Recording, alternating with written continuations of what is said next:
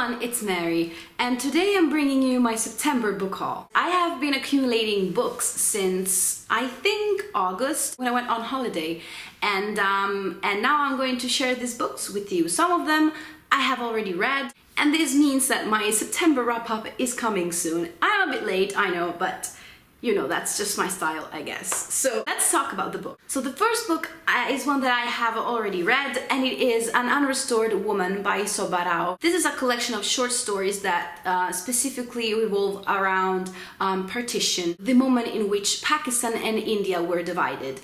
Back in 1947. Yes, 1947. At first I thought they were only about women, but actually, there are stories about men as well, although the stress is on women particularly. I will talk about this book in my wrap-up, but this was one of the picks of the Anna and Eric book club, which I am a part of, more or less, because I'm behind on the schedule, but An Unrestored Woman. And then we have another pick of the Anna and Eric book club that also I have already read, and it is a graphic memoir. This is The Arab of the Future, a childhood in the Middle East, by Riad Sattouf.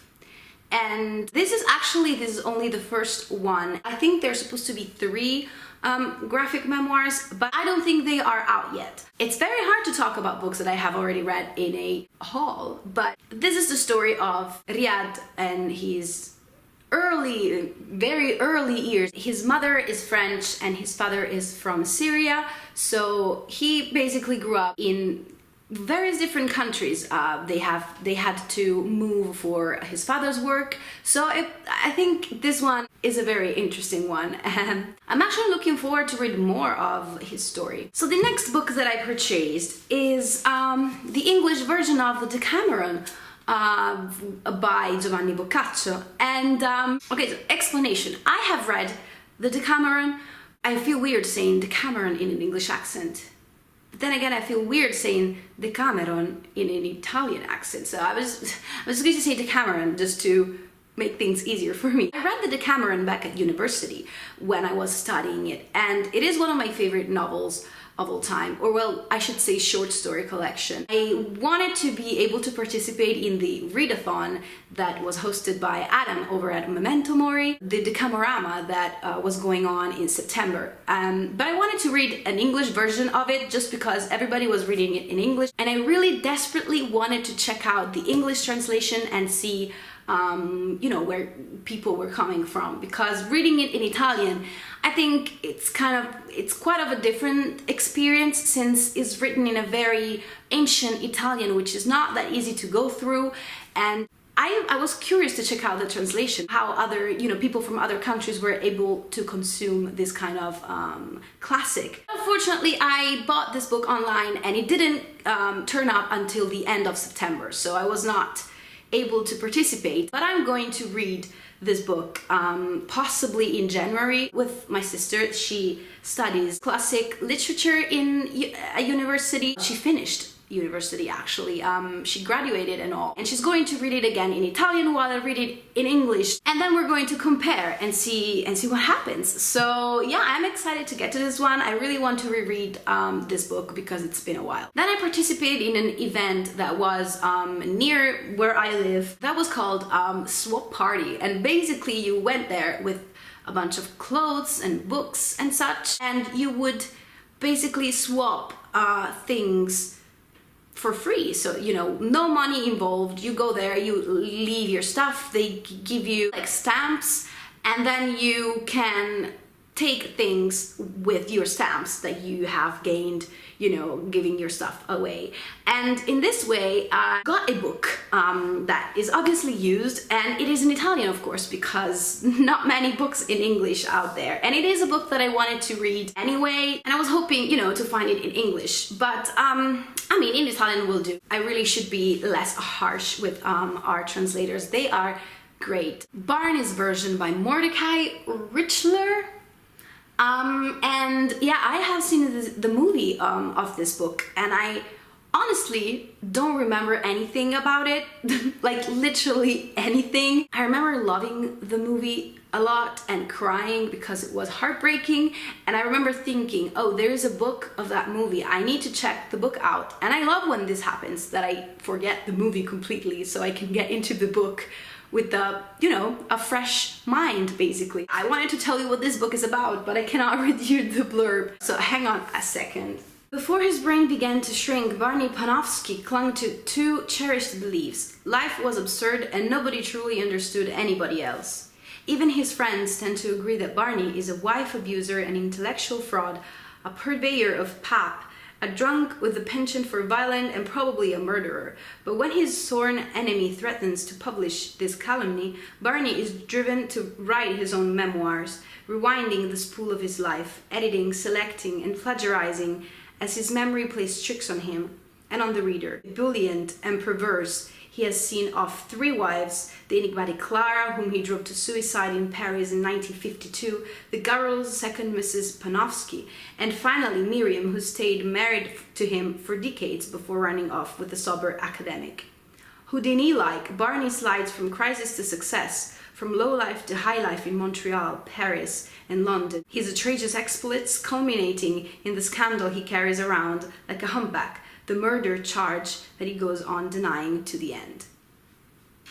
Okay, so even reading about this one really doesn't ring any bells for me. So yeah, I just remember it was heartbreaking and amazing, and I can't wait to get to this one. When I went on a holiday, I wanted to pick a book there. So I got a book by an author that I always wanted to read, that is José Saramago, and I don't know if I'm pronouncing his name right. This one is Blindness. I have this one in Italian just because I can't read Portuguese anyway, so there's no point in me purchasing this in English. I'm going to read you the blurb of this one. It says, a city is hit by an epidemic of white blindness that spares no one. Authorities confine the blind to an empty mental hospital, but there the criminal element holds everyone captive, stealing food rations and assaulting women. There is one eyewitness to this nightmare who guides her charges, among them a boy with no mother, a girl with dark glasses, a dog of tears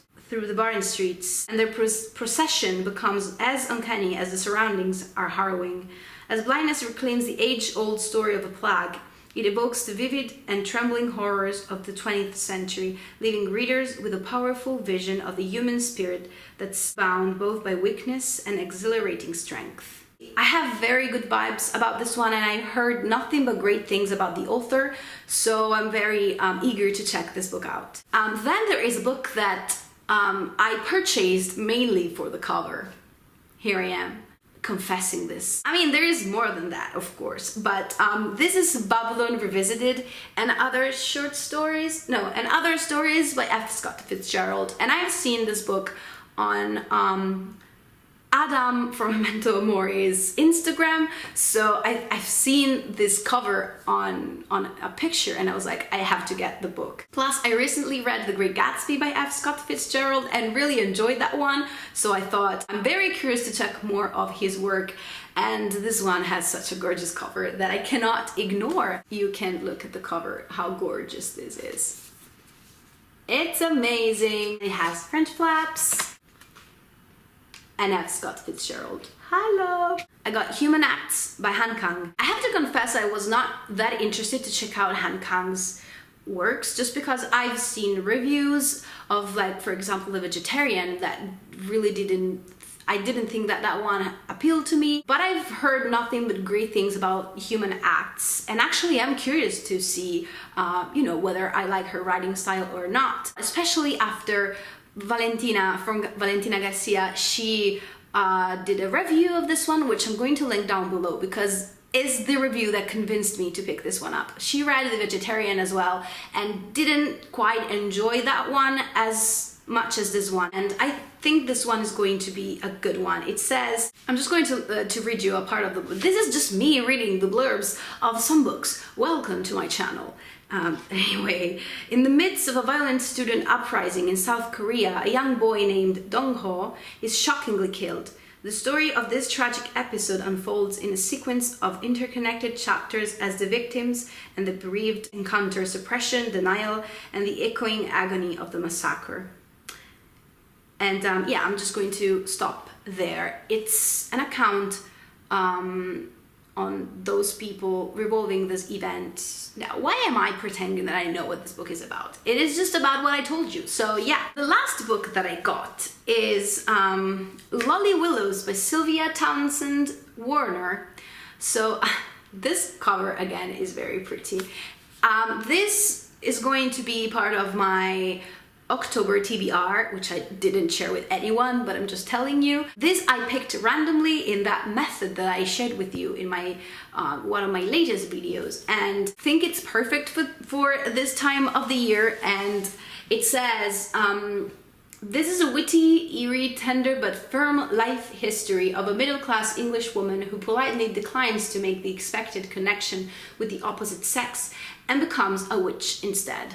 So, you know, a spinster and a witch. It's amazing. And this book was written in 1926, so this is a pretty old book. And I'm pretty sure I heard Victoria from Eve's Alexandria talk about this book. So I'm going to leave a link to her channel down below. She is amazing. By the way, I thought this was the perfect read for October. This was it. I hope you enjoyed, and let me know if you read any of the books that I mentioned and what you thought of them. And I'll see you in my next video. Bye!